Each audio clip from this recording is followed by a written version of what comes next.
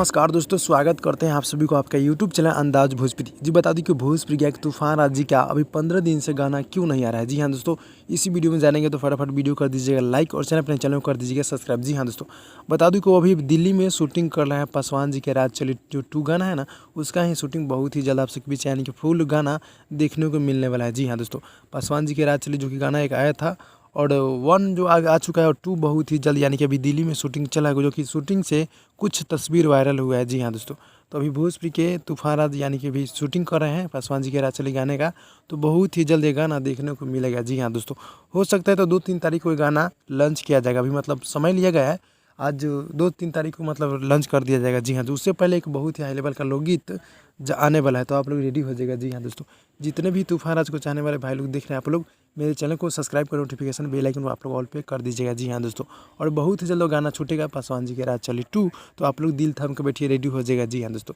तो भाई लोग मिलते हैं अगली वीडियो में, तब तक के लिए धन्यवाद।